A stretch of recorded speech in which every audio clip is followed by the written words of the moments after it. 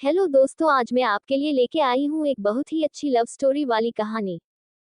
कुंवारी लड़की ने किया करवा चौथ व्रत। प्यार में पागल राधा। हद से ज्यादा प्यार। नीली आंखों वाली राधा को अपने ही गांव के एक लड़के परवीन से बहुत ही ज्यादा प्यार था और परवीन भी राधा से बेहद प्यार करता था और अब तो पूरे ही गांव में उन दोनों के प्यार के चर्चे भी होने लगे थे। और राधा इतनी सुंदर थी कि एक तो उसकी नीली आंखें और देखने में बिल्कुल ही एक परी जैसी दिखती थी और राधा पर पूरे गांव के ही लड़के मरते थे मगर राधा सिर्फ और सिर्फ परवीन से ही प्यार करती थी। परवीन खुद की पढ़ाई के साथ साथ गांव के बच्चों को भी पढ़ता था और वो किसी भी बच्चे को पढ़ाने के कोई पैसे नहीं लेता था। वो चाहता था कि गांव का हर बच्चा पढ़े लिखे और खूब आगे बढ़े। और कभी कभी पढ़ाई के बीच में ही राधा परवीन को छेड़ने उसके घर पर ही आ जाती थी और परवीन को अंदर कमरे में बुलाकर एक प्यारा से हग लेकर वहां से चली जाती थी। एक दिन परवीन ने राधा से पूछा कि राधा, तुम रोज मुझसे हग लेने मेरे घर पर आती हो लेकिन तुम सिर्फ हग लेकर यहाँ से चली जाती हो, ऐसा क्यों? ये सुनते ही राधा दोबारे से परवीन के सीने से लिपट गई और कहने लगी कि परवीन, पता नहीं, तुमसे दिन में एक बार मैं हग न लगूं तो मेरा कोई भी काम करने का मन ही नहीं करता और पूरा दिन मेरा दिल तुमसे मिलने के लिए धड़कता रहता है। मुझे खुद नहीं पता कि इतना प्यार मुझे तुमसे क्यों हो गया। परवीन, अब तो मुझे रोज ही सिर्फ तुम्हारे ही सपने आते हैं और अब तो मुझे ऐसा लगता है कि मैं तुम्हारे में कहीं पागल न हो जाऊं। ये कहकर राधा रोने लगी और रोते हुए भी वो परवीन से ये कहने लगी कि परवीन, भूल कर भी मुझे छोड़ मत देना वरना तुम्हारी ये प्यारी राधा मर ही जाएगी। ये सुनते ही परवीन की भी आंखें नम हो गई और उसने राधा को अपनी बाहों में भर लिया और उसी समय परवीन ने अपने घर के मंदिर के ही आगे दुर्गा माँ को साक्षी मानकर राधा की मांग भर दी और उसे ये वचन दे दिया कि कुछ जल्द ही उससे शादी भी करेगा। इस बात से राधा बहुत ही खुश हो गई और इसी समय उसने परवीन के पैर छू लिए और पूरे मन के साथ उसे अपना पति मान लिया। अब राधा और परवीन का प्यार और भी गहरा होता चला गया। तभी एक दिन करवा चौथ का व्रत आ गया और राधा ने करवा चौथ का व्रत रख लिया। उधर एक दिन पहले ही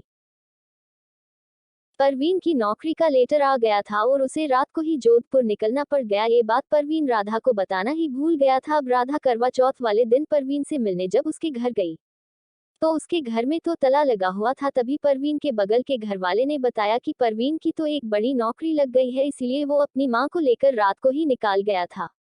ये सुनते ही राधा के दिल में एक जोरदार झटका लगा और वो आंखों में आंसू लिए अपने घर की तरफ चली गई और घर जाकर वो सो गई। तभी अचानक राधा की बहुत ज्यादा तबीयत खराब हो गई तो उसके घर वाले बहुत ही चिंता करने लगे क्योंकि राधा बस ये कह रही थी कि परवीन को बुला दो। एक बार वो कहीं चला गया लेकिन परवीन तो वहां पर था है नहीं और नहीं राधा कोई दवाई खा रही थी। तो उसकी माँ ने पूछा कि राधा बेटी, तुम्हें बहुत तेज बुखार है, तुम दवाई तो खा लो बेटी। तब राधा ने कहा कि माँ, आज मेरा व्रत है और परवीन नहीं आया तो मैं भूखी है मर जाऊंगी मगर खाना नहीं खाऊंगी। अब राधा के घर वाले बहुत ही ज्यादा परेशान हो गए और घर के कई लोग तो उसकी ऐसी हालत देखकर खूब रो रहे थे लेकिन राधा तो परवीन के लिए पागल सी हो चुकी थी। और अब तो करवा चौथ का व्रत भी निकाल कर अगली सुबह हो चुकी थी मगर परवीन का कोई भी पता नहीं था और राधा भूखी प्यासी घर में ही पड़ी हुई थी। तभी राधा के पिताजी और राधा के छोटा भाई परवीन का पता लगाने लगे। तभी उन्हें पता चला कि उसकी नौकरी जोधपुर में लग गई थी क्योंकि गांव का एक लड़का और वहां गया हुआ था। तभी राधा के पिता और भाई वहां पहुंच गए तो उसकी मां ने कहा कि मेरा बेटा अभी घर पर नहीं है, वो नौकरी पे गया है। तब राधा के पिताजी ने परवीन की मम्मी से परवीन का पता पूछा कहाँ पे है। तब उसकी मम्मी ने बताई। फिर राधा के पिता और भाई परवीन के पास गया। परवीन खड़ा होकर उनके पास आ जाता है लेकिन राधा के पिता तो बहुत गुस्से में थे तो उन्होंने सबसे पहले सबके ही सामने परवीन को एक जोरदार थप्पड़ मार दिया और कहा कि तुम्हें शर्म नहीं आई, तुमने मेरी बेटी राधा से प्यार करके उसे अकेले छोड़कर आ गए। तुम्हें पता है उसने तुम्हारे लिए करवा चौथ का व्रत भी रखा है और परसों से को भूखी है क्योंकि वो कह रही है कि जब तक परवीन नहीं आएगा तब तक वो खाना नहीं खाएगी।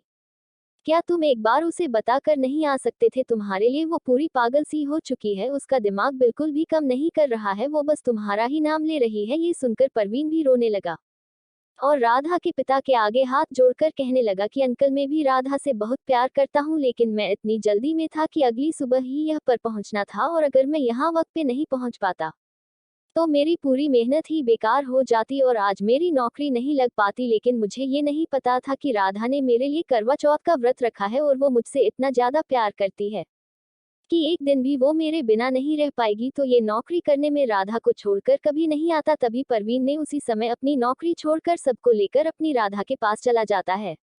और जब वो राधा के से मिलता है तो वो भी राधा की ऐसी हालत देखकर खूब रोने लग जाता है। तभी राधा परवीन को देखते ही सबके सामने ही उसके सीने से लिपट जाती है और बहुत ही खुश हो जाती है। फिर परवीन उसको छत पर ले जाकर रात के समय करवा चौथ के एक दिन बाद उसे पानी पिलाकर पूरे नियम के साथ उसका व्रत खुलवाता है और फिर परवीन खुद अपने हाथों से राधा को खाना भी खिलाता है।